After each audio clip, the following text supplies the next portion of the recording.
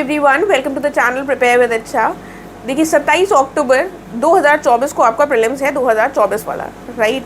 उससे 2-3 महीने जो पहले होंगे उसमें आप पूरी तरह से प्रीलिम्स पर फोकस्ड हो जाएंगे। लेकिन फिलहाल के जो हमारे जून और जुलाई के मंथ्स हैं उसमें हमें मेंस को देना है, उस पर फोकस करना है और उसको इफेक्टिवली यूटिलाइज करना है, राइट। क्योंकि प्रीलिम्स क्वालिफाई कर अगर मेंस के लिए हम तैयार नहीं होंगे तो प्रीलिम्स का कोई फ़ायदा नहीं है, ठीक है। अब इसी पर चर्चा करेंगे। उससे पहले यदि आप चैनल से नए जुड़ रहे हैं तो प्लीज़ सब्सक्राइब करना मत भूलिएगा और अगर आपको वीडियो अच्छी लगे तो प्लीज़ लाइक और शेयर ज़रूर कीजिएगा। देखिए पॉइंट ये आता है कि मेंस में अगर हम मोटे मोटे 2 कैटेगरीज में स्टूडेंट्स को डिवाइड कर सकते हैं। एक वो जो नोट्स ऑलमोस्ट बना चुके हैं या पहले उनके नोट्स बन चुके हैं या फिर अब कंप्लीट होने वाले हैं, ठीक है। दूसरी कैटेगरी के स्टूडेंट्स वो हैं जो सिर्फ प्रीलिम्स पर फोकस थे 17 मार्च से पहले, लेकिन क्योंकि एग्जाम एक्सटेंड हो गया तो फिर वो मेंस पर स्विच हो गए, राइट। पहले उन लोगों की बात करेंगे जो मेंस ऑलरेडी नोट्स बना चुके हैं या फिर उनके बनने वाले हैं ऑलमोस्ट, राइट। पॉइंट ये आता है कि समझ लीजिए अगर भगवान की दया से आपका प्रीलिम्स निकल गया होता, 17 मार्च को अगर एग्जाम हुआ होता तो आपके मेंस एकदम पास ही था, राइट। उस हिसाब से स्ट्रैटेजाइज कीजिए। 6 मेंस के पेपर हैं, राइट। अगर आप पहले आपके नोट्स बने हुए हैं इस समय पर आंसर राइटिंग को बहुत अच्छे से कीजिए। क्वांटिटी पर फोकस मत कीजिए, क्वालिटी पर फोकस कीजिए कि आपका कंटेंट भी अच्छा रहे, ठीक है। ऐसा ना हो कि आप जल्दी जल्दी के हमारे कंटेंट पर फोकस ना कर पाए। ये वो टाइम है जब अपने कंटेंट को ज़्यादा से ज़्यादा रिवाइज कर और ऐसा इतना पक्का कर सकते हैं कि आप भूले ना, राइट। रिवीजन जितने बार करेंगे उतने बार ही आपको वो पक्का होगा। तो इस टाइम को कंटेंट को एनहांस करने में, कंटेंट को लर्न करने में यूटिलाइज कीजिए। क्या किया जा सकता है? जो जून और जुलाई के महीने हैं क्या कर सकते हैं आप लोग? पहला एक महीना लीजिए, जैसे मान लीजिए आज 8 जून हो गई है तो 8 जून से लेकर 8 जुलाई तक 30 दिन जो आपके पास होंगे ऑलमोस्ट, 8 जून से 8 जुलाई तक या 7 जुलाई तक 30 दिनों में 6 पेपर्स हैं। हर पेपर को 5 दिन ऑन एन एवरेज दीजिए, कुछ को 6-7 दे दीजिए, कुछ को 3-4 दे दीजिए, जिस हिसाब से आप मैनेज कर पाएँ, ठीक है। 5 दिन हर पेपर को फोकस कर अगर आपने एक महीने में सारी चीज़ों को जो भी लिखी हुई है उनको रिवाइज कर लिया तो एक तो पहली बात तो कॉन्फिडेंस बूस्टअप होगा आपका, राइट। दूसरी बात आपको लगेगा कि कहाँ पर कमियाँ रह गई, कहाँ पर हम चीज़ों को ऐड कर सकते हैं। करेंट अफेयर्स पर अभी मत भागिए, करेंट अफेयर्स, क्योंकि अगर जहाँ तक पॉसिबिलिटी है जनवरी तक आपका मेंस हो सकता है, ठीक है। तो करेंट अफेयर्स आप प्रीलिम्स के बाद कर सकते हैं। अगर आपका स्टैटिक पोर्शन इस लेवल का होगा कि आपको सोचना नहीं पड़ रहा है, आपको चीज़ें रटी हुई हैं, तो वो आपको एक बहुत ही ज़्यादा एडवांटेज दे देगा दूसरे बच्चों से, ठीक है। तो नोट्स को ज़्यादा से ज़्यादा लर्न कीजिए। 5-5 दिन के स्लॉट्स में एक महीने में अगर आप कंप्लीट कर लेते हैं एक जीएस का पेपर तो बहुत सही स्ट्रैटेजी वो रहेगी। और इसके साथ ही आप क्या कर सकते हैं, नेक्स्ट जो मंथ होगा जुलाई का, उसके बाद फिर उसमें दिन घटा दीजिए, 3-4 दिनों में एक पेपर को दीजिए और उसको रिवाइज कीजिए। साथ में कंटिन्यूसली आंसर राइटिंग करते रहिए, आंसर राइटिंग मत छोड़िएगा क्योंकि एक बार प्रैक्टिस छूट जाती है तो फिर करना टफ हो जाता है, ठीक है। टेस्ट सीरीज मैं नहीं रिकमेंड करूँगी कि अभी आप कोई टेस्ट सीरीज ज्वाइन करें। अगर आप 1-2 क्वेश्चन रोज कर रहे हैं वो एनफ है। साथ में PYQs कीजिए, वो आप अलार्म सेट कर सकते हैं। आपको पता है 4-5 सालों के पेपर्स हो चुके हैं। अगर आपने पिछले मेंस दिए हैं वेल एंड गुड, अगर नहीं भी दिए हैं तब भी आपके पास PYQs के जो क्वेश्चन हैं मॉडल आंसर्स खरीद सकते हैं। YCT का ले सकते हैं जो यूथ कॉम्पिटिशन टाइम्स का है, और या फिर घटना चक्र के, इनके मॉडल आंसर्स आप देखकर अपने आप चीज़ों को एनालाइज कर सकते हैं, टेस्ट अटेम्प्ट कर सकते हैं, राइट। तो टेस्ट अटेम्प्ट करने से थोड़ी सी स्पीड भी बिल्डअप हो जाएगी। ये हो गया उन लोगों का जिनका ऑलमोस्ट बन गया है, ऑलमोस्ट हो चुके हैं उनके मेंस की चीज़ें। तो ये जो जून और जुलाई के महीने हैं वो इस तरीके से पार्ट्स में डिवाइड कर PYQs को अटेम्प्ट कर इसको यूटिलाइज कर सकते हैं।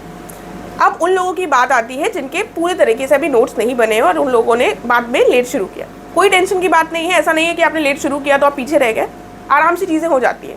बस वो जो बिलीफ है उसको बनाए रखिएगा, अपने आप को कमज़ोर मत फील करिएगा कि अरे वो लोग तो आगे निकल गए। ये फील जहाँ पर आपने कर लिया वहाँ पर आप सही में पीछे रह जाएंगे। पॉइंट है, देखिए अगर आपके 6 के 6 पेपर आपको लग रहा है आप जुलाई तक कर लेंगे, वेल एंड गुड। अगर आपको लग रहा है 6 के 6 तो नहीं हो पाएंगे, 1-2 तो बच ही जाएंगे, उस केस में आपको क्या करने की ज़रूरत है, थोड़ा प्रैक्टिकली कीजिएगा। ऐसा ना हो 2 महीने में हम 6 के 6 पेपर करने लगे, वो सही नहीं है। जब मेंस होता तो बात अलग थी, लेकिन अभी टाइम है तो उसको ऐसे यूटिलाइज करना है कि कोई भी पार्ट हमारा छूटे ना। सिलेबस के सारे पॉइंट्स हम कवर करें, सिलेबस को हम अपने पास रखें। जीएस के जो भी पेपर हम पढ़ रहे हैं, मान लें हम 2 पढ़ रहे हैं, 3 पढ़ रहे हैं, 4 पढ़ रहे हैं, तो सिलेबस देखते रहें, मैच करते रहेंगे। अच्छा ये वाला टॉपिक हमारा कहीं छूट तो नहीं गया, ऐसा तो नहीं इस टॉपिक के बारे में हमें कुछ पता ही ना हो, ये ज़रूर ध्यान रखिएगा। देखिए 5 और 6 का जो पेपर है हमारा वो बहुत इंपॉर्टेंट हो जाता है क्योंकि ये ऑप्शनल के बाद आया था और जिस हिसाब से 2023 में मार्क्स मिले हैं तो वो काफ़ी गड़बड़ रहे। तो इसके अगर आप एक बार नोट्स बना लेंगे और उनको 1-2 बार रिवाइज कर लेंगे तो कॉन्फिडेंस ज़रूर आएगा, ठीक है। तो GS 5 और 6 पर फोकस कीजिएगा क्योंकि उसमें मार्क्स के बहुत लफड़े रहते हैं। देन जो GS3 है ये एक ऐसा पेपर है जिसको आप स्किप कर सकते हैं फिलहाल के लिए, अगर आपके पास टाइम नहीं है। ये मैं ऑलरेडी बहुत बच्चों को बता चुकी हूँ। GS3 को सबसे एंड में करिए, क्योंकि वो सबसे ज़्यादा करंट अफेयर्स से एसोसिएटेड है, साइंस एंड टेक और सारी चीज़ें बहुत ज़्यादा करंट अफेयर्स से आती हैं, और जो स्टैटिक पोर्शन है वो कंपैरेटिवली कम है सबसे, तो ये हमारा प्रीलिम्स के बाद भी हो सकता है। ठीक है, तो GS3 को साइडलाइन कर लीजिए। उसके बाद GS1 बहुत वास्ट है, इसलिए GS1 को पहले कर लीजिए, क्योंकि जो चीज़ वास्ट होती है वो हमको बहुत डराती है कि तो नेवर एंडिंग लग रहा है, history, geography, word geography, art and culture सब कुछ इसमें आ जाएगा। इसीलिए जो वास्ट है GS1 उसको कर लीजिएगा। एंड देन जो एक और पेपर आपको इस समय करना चाहिए वो है GS4, क्योंकि ये थोड़ा सा डिफरेंट है, ये इतना टाइम टेकिंग नहीं होगा, थोड़े दिनों में हो सकता है ये, अगर आप सही से पढ़ें तो। बस पॉइंट ये है कि ये ना हो कि हम इसको छोड़ दें फिलहाल के लिए और बाद में पैनिक कर जाएं, इसीलिए GS4 को कर सकते हैं। GS2 थोड़ा सा इंटरेस्टिंग हो जाता है, लेकिन GS2 को भी आप GS3 के साथ छोड़ सकते हैं, क्योंकि उसमें कंपैरेटिवली GS1 से कम है। तो अब आपको करना क्या है, सबसे पहले GS5 और 6 के नोट्स कंप्लीट करिए। जब वो हो जाए तो आप GS1 और 4, अगर आपको 4 में ईजी लगता है, आपको चीज़ें ठीक लगती हैं, तो आप पहले 1 कर लीजिए, उसके बाद आप 4 कर लीजिए। ठीक है, फिर अगर आपको टाइम मिलता है तो आपको करना है GS2। ठीक है, उसके बाद आपको टाइम मिलता है तब आपको करना है GS3। इस हिसाब से चलिएगा, सारी चीज़ों के पीछे मत भागिएगा। जैसे आप मान लीजिए नोट्स बना रहे हैं किसी, आप मान लीजिए GS1 पढ़ रहे हैं, उसके नोट्स बना रहे हैं, तो उससे संबंधित आंसर राइटिंग भी करते रहिए। ऐसा नहीं होता है कि आपके जब पूरे नोट्स बन जाएंगे तब आप उसकी आंसर राइटिंग करेंगे, ये प्रोसेस नहीं होता है। नोट्स बना लीजिए, आपको चीज़ें समझ में आएंगी तो आंसर अटेम्प्ट कीजिए। राइट, आंसर राइटिंग को बिल्कुल भी मिस मत कीजिएगा, क्योंकि ये वो टाइम है जब हम आंसर राइटिंग का जो स्किल है उसको गेन कर सकते हैं, उसको और ज़्यादा इफेक्टिव बना सकते हैं। राइट, तो अपने आप को अपस्किल करने के लिए बहुत इंपॉर्टेंट है कि हम आंसर राइटिंग कंटिन्यूसली करते रहें।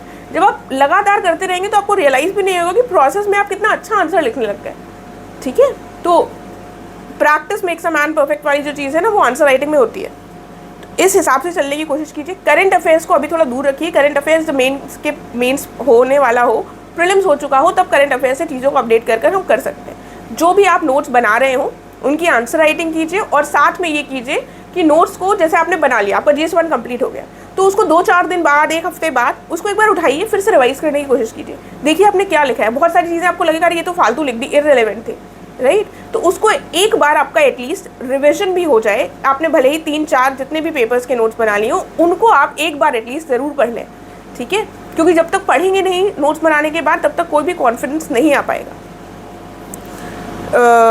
टेस्ट सीरीज़ के पीछे मत भागिएगा। टेस्ट सीरीज़ अभी आपको नहीं करनी है, आप भी PYQ यूज़ कर सकते हैं, लेकिन तभी कर सकते हैं जब आपको पूरा पेपर कंप्लीट हो गया। जैसे आपने GS1 कर लिया, या फिर GS5, 6 के तो इतने सारे पेपर्स हैं नहीं, GS1 आपने कर लिया है, तो उसके PYQs आप उठाइए और उसको अटेम्प्ट करने की कोशिश कर सकते हैं। राइट, कौन सी आपको PYQs की बुक लेनी है, दोनों बता दिए, घटना चक्र और YCT के ऑप्शंस अवेलेबल हैं। इसके अलावा अगर आपके पास कोई भी क्वेश्चन है, कोई भी क्वेरी है, तो आप मुझसे जुड़ सकते हैं टेलीग्राम चैनल के माध्यम से, वहाँ पर मैं रिजॉल्व करने की कोशिश करूँगी। साथ ही कल शाम को मेरी कोशिश है कि गूगल मीट के माध्यम से जो भी बच्चों के डाउट्स हों उनको ले सकूं, तो टेलीग्राम चैनल को ज्वाइन कर लीजिएगा। वहाँ पर आपको एग्जैक्ट टाइमिंग्स पता चल जाएंगी गूगल मीट की, और आप वहाँ पर डायरेक्टली मुझसे क्वेश्चन पूछ सकते हैं। Thank you so much.